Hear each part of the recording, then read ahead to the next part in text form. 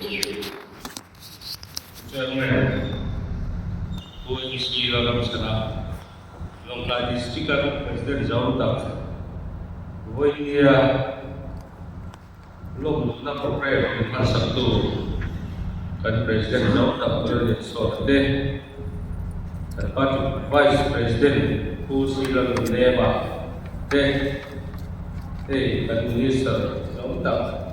Long lại luôn thì phải cắt xuôi để luôn để sáng đấy về rồi đi tùy thế và nếu như thế cô thì đi quay anh đi quay phát triển qua đã bên đó tình sự bệnh đó quay tình sự bệnh quay đi ra đi ra thế cuộc về với thế và cái lồng thú có được xoay xuôi phía lắm và thì hết có chuẩn lắm và nó cũng thế Gu video so ya GST ite suan kini silot mo ya kan GST reverend kelot tanzawa consultant te voinia puncha kan ne ke lo pania masai sile kan buk suni voinia program kan man thela tura kong du sakta kami ko tu kan hom ni sarjau takte tulen suasan ta kanemele wajah CM political dibau pulau buat te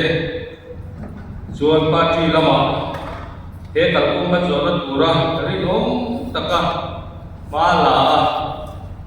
insen so ha taka melatu kan CS who is badan tua te le helai Mimbiar tu kadang-kadang jauh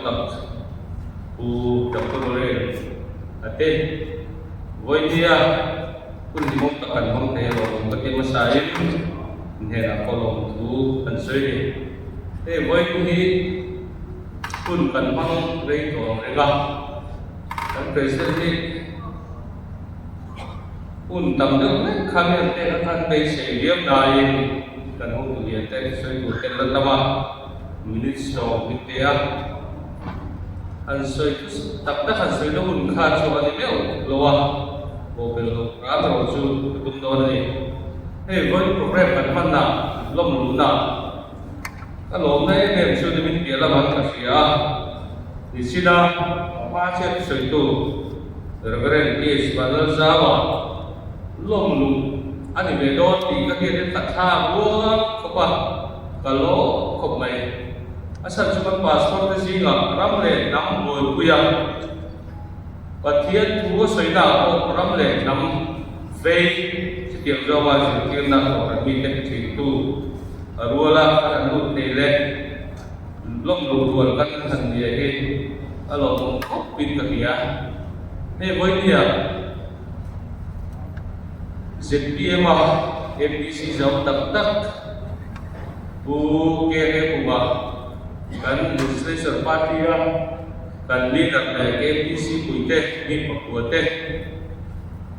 boy dia inpula terle kurang usaha ini long katia luruan takat kau tu kan lebih dari luar dia dah inhera kolo tu kan soile boy dia yang kini tutung dia party sok kan dia masalah itu sesuatu kabiyan la macam te poin kan ho tu te ka le ne akian ram ko pui ele ke lai ko pui dia no do na an man lo ko pa atlang ko tu ra kam si sum sum suan kabiyan pui te min tu sakam ka ko tu te patring som sarile panite mai mai ne ram te he Insuma kalau tak ada dikhakan saya terus bukan ni, suami biar mahal itu bisa, karena suami dia wah, pulang aku kalau tu doa, kalau tu ada poin ini tengah ke na, mingkal itu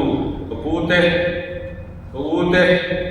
anding alam, itu juga dua poin yang dia berpuyang, putih itu bunga. Kung saan ka sa buwas kung saripan niya ikan piyan kuman, i-em rin, sir, men, polong nito ka political party kan suasanta BJP kan ho tu pa te puel lo kima kan em lo to chinte pu ke banal sanga kan em lo to chinte puel summa kan em lo to chinte woinia nang mani ke woin goya e party kan so mai nang mani mai ko da ba ni ka ke tin sunga lo tu kan soi ko ka de woinia yang soi tak tak ka mai put ben na tham ani ka sia woini party lo kan ni rol dia biar sunga biar su khodia ZPM VC Party biar ta di ha doa semua village council le vai ko tu village council ZPM VC Party het tak kan di do ni along tak tak ni voi dia ka thau kui te kan lu om rek dur ka du su ram le nam le koin except politics kan kala lungluan takin har sana tinre takin ke kan per tom ania voia yan kong thaso me koin kan ho tu ten ZPM party berabu pantia sita lo tak kan ho tu ten mintong song hi kan lo ma sumiro lo chuan kan lu reng ku chu e party akan umpian dura pa chu Mizoram so para cherne ku ni ke ni hoi kan lu reng ku ka su e party kan umpa hian ara lo tumtu kan ni athiam lawang kan ho tu masate nung zuya kan ho tu masate kai ko na we ai rom taka kan tho ve ko thi kan ti dur ni anei tu kan dia kan tho ra sana kai te bana na chuan pathian ni ma som na min la yang ti rin su in ko tu te nung kan sui lo na ni voi dia kan sui la tu su district head ko ra ni mo unit level an ani mo min lo ku re su in pa tu kan ni lo hian chan ria in nung ka sui don suwa cha ai ti da na ta do ni ya kun ka nei kem sia ram le nam uma pal lo mai la boy puya pol sanu ve an dia voi ni kan lai ram ka ti bi kala lai ram ya dam lo ni kan ti muna chalo ni ti siam tu ta singa atel le ta ya kan ti muna sikop mai saka ko som nga patu ka changin regional council nei kan lo ve to kan pi ku saka ko som sari pania district council kan lo ve to som nga yam le ka voi ni kan ti muna chalo le ni lai fa ke lai ra che ke pa so kan tu ve a malam pan kan wa kan sarkari an bin zo to lo kan le to lo ni ti ku sia ku ta si ga ka te le ya chu wang zo lo he to pin kan tin kun siam thaga ni ke tu chuan kan ma ko ke ra su constitutional amendment ni ti siam ta ke kan mo ni sumi kan bom zo chuan kan ho tu te kan koi tu sa te tung zui nas sa ta ke de tra kan kala voi ni kan prime minister to home minister te minister koi mo zong le pa chi koi tu te ko voi duai lo kan mo ni constitution amendment tu muan quyền direct funding anh chỉ mấy khác thưa một thì cần rắm đập về đó mà cần son về đó tụi mình thì cần luôn liền cái nào chúng mình cần công sự cần số thứ khóc vậy anh ngồi thì nó coi mặt thiên xa anh sang ngày đó thì kan mu da ni a lo the the tu chuan enge poi mo pi poi khat se se aram nei tu te kan tu lo la mai chumi roi state sarkar roi Mizoram state sarkar roi om kan nia kan ho tu te din du saka positive comment ke enge ngai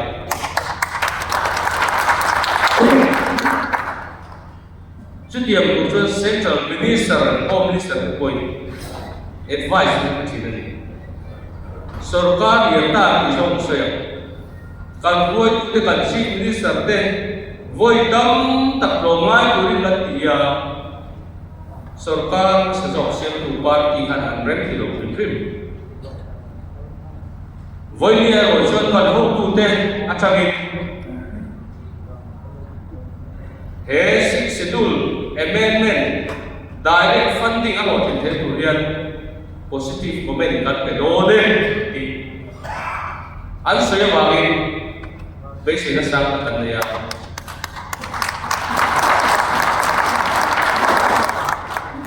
kan chief minister kun chutak mit pe thutam tak an soya voilia kan mo chana min be thei tu voilia ZPM Sarkar kan Chief Minister kan koi ke ni chia takin kan mo ni alo centrally he thil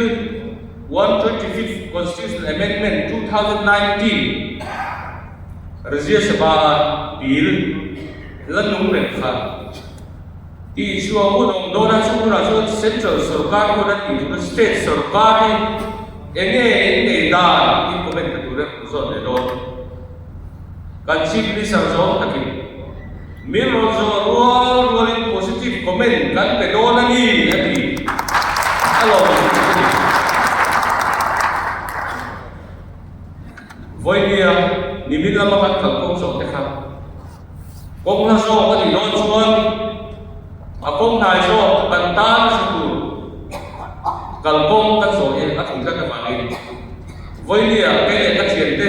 ka hoi tu kan ho tu te mi sa khat le ti khat e party CPM ni lom na thin lung ne kan ru song ani hi chu wa chuan cái đi na kan ti le tu lam su pa chi dan chi heng lai ta kan ho kan ho tu te a district level na nemo state level a po to se unit level na po in nung zuya nang mani ro man na kala ti sak chu hi kan tu tu bani zetia pa chi su ma lo ko mai lo me